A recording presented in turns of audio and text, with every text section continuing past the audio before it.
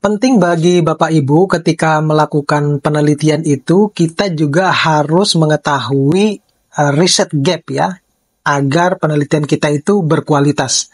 Bagaimana caranya kita mengetahui riset gap kita? Tetap stay tune di channel saya, kita bahas ini lebih dalam.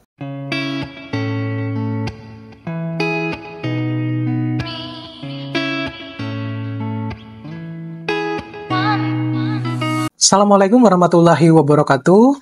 Jadi pada video kali ini saya akan sharing bagaimana kita mencari riset gap ya dengan efisien, sehingga ketika kita melakukan penelitian kita itu bisa dikatakan suatu penelitian yang efektif, yang efisien, dan memudahkan kita itu untuk mendapatkan gap-gap dari penelitian yang sebelumnya.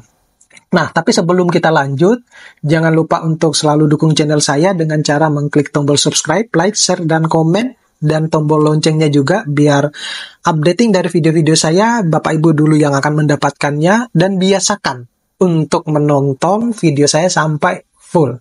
Oke? Nah, sebelum kita melangkah jauh, bagaimana cara kita menentukan riset gap, ya, riset gap ini, alangkah lebih bagusnya, alangkah lebih awalnya, alangkah lebih baiknya kalau saya menjelaskan dulu apa itu sebenarnya riset gap, ya.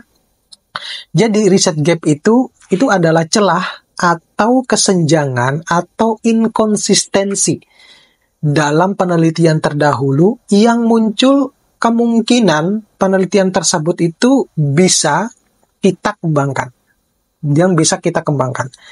Ya. Jadi di dalam kegiatan penelitian ada yang perlu kita ketahui bahwa di dalam kegiatan penelitian itu tidak semua penelitian itu ya perfect gitu atau sempurna. Ada seringkali gap-gap yang ini celah ini yang memberikan kesempatan oleh peneliti lain itu untuk bisa dikembangkan. Nah, dari proses tersebut itu akan terdapat faktor untuk membuat solusi menjadi hasil akhir dari sebuah penelitian. Nah, lalu apa sebenarnya pentingnya kita menemukan riset gap ya? Terutama kita sebagai peneliti, dalam hal ini adalah dosen ya. Ada beberapa hal penting yang bisa diberikan kalau kita mendapatkan riset gap di dalam sebuah penelitian. Yang pertama itu tentunya itu akan memberikan kesempatan yang besar untuk kita melakukan penelitian lanjutan. Gitu. Jadi gampangannya ya, tapi ini tidak semua peneliti itu memberikan suggestion ya di dalam akhir setiap mereka menulis dalam sebuah jurnal misalnya yang sudah dipublikasi. Kita harus pintar-pintar tuh mencari riset gap-nya di situ. Nah, jadi itu kalau kita sudah mengetahui riset gap itu, maka akan memberikan kesempatan kita itu melakukan penelitian yang sejenis yang bisa kita kembangkan. Ya, semacam itu.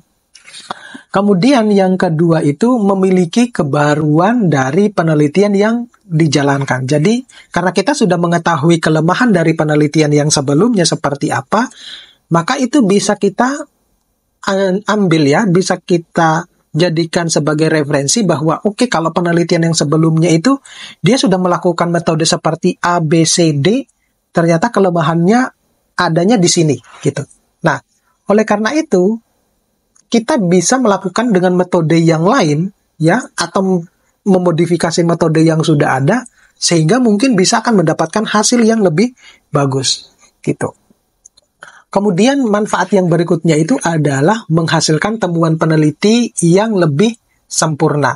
Nah, jadi hasil penelitian yang dilakukan oleh dosen itu juga diharapkan bisa menjadi penemuan yang lebih baik, ya, tentunya penemuan yang lebih baik yang bisa bermanfaat untuk halayak luas gitu.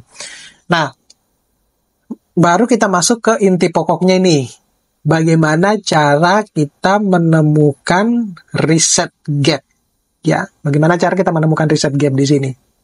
Nah, cara menemukan riset gap yang pertama yang paling mudah itu adalah kita harus mencari dulu fenomena yang belum ada teorinya. Ini agak susah sih, agak susah. Karena kita membutuhkan beberapa, mungkin dalam satu jurnal itu kita harus membutuhkan beberapa kali bacaan ya, membaca beberapa kali sehingga kita akan menemukan fenomena-fenomena yang belum ada teorinya gitu ya, sehingga akan muncul teori baru dari apa yang kita lakukan di situ. Jadi cara pertama untuk mencari riset gap itu adalah mencari fenomena yang belum ada teorinya. Jadi fenomena ini atau kejadian dari masalah di lapangan yang pada dasarnya bisa dijelaskan secara ilmiah. Misalnya, kenapa ada pelangi di langit gitu kan? Kemudian kenapa ada pelangi di langit setelah hujan? Nah gitu. Jadi ada hasil penelitian yang membantu menjawab bahwa penyebab secara alamiah ataupun secara logis. Oh iya, yang terpenting itu adalah harus logis, ya. Itu yang penting.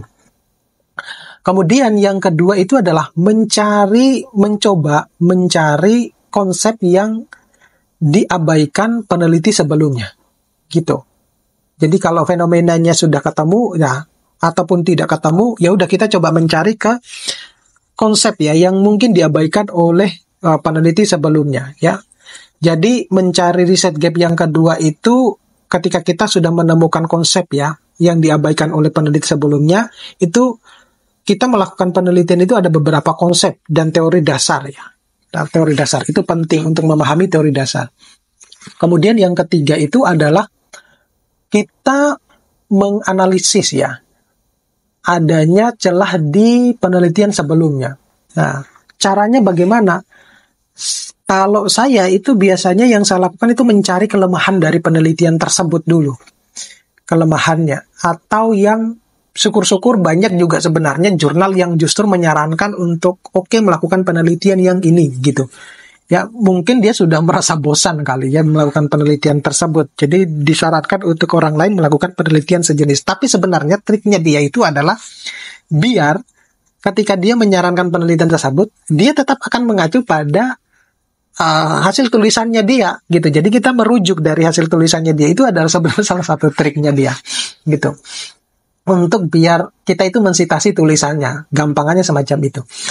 Kemudian cara mencari riset gap yang keempat itu adalah memperhatikan hasil riset yang kurang jelas. Nah, saya mendapatkan informasi dari dari profesor saya menyebutkan bahwa tidak semua jurnal artikel yang dipublikasikan di jurnal itu memiliki kualitas yang bagus. Jadi pintar-pintar kita untuk memahami bahwa ini baik untuk kita kembangkan, ini tidak baik untuk kita kembangkan gitu. Ya, jadi ya namanya juga para reviewer ya memiliki karakteristik yang berbeda-beda. Oleh karena itu kita juga harus paham bahwa letak dari novelty penelitian kita itu di mana ya. Gitu. Jadi memperhatikan hasil riset yang kurang jelas. Dan yang terakhir, yang kelima itu adalah mencari riset gap lewat publikasi ilmiah. Tuh.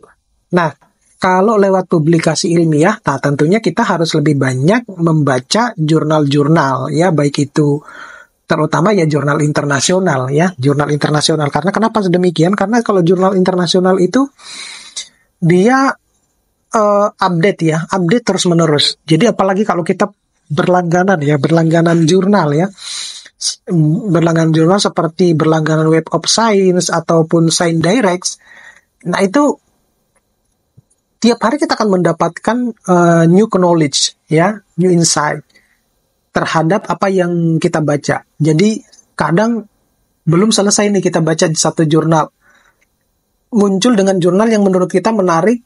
Nah, itu juga bisa kadang-kadang kita juga akan mendapatkan informasi terbaru dari riset yang akan kita kembangkan. Nah, semacam itu. Jadi ada 5 tips ya mencari riset gap biar nanti itu yang lebih efisien, biar nanti penelitian kita itu lebih maksimal dan mungkin lebih banyak akan disitasi oleh orang lain. Oke, sampai ketemu pada video-video berikutnya. Mudah-mudahan ini bisa bermanfaat. Jangan lupa untuk share juga ke teman-temannya. Saya akhiri. Assalamualaikum warahmatullahi wabarakatuh.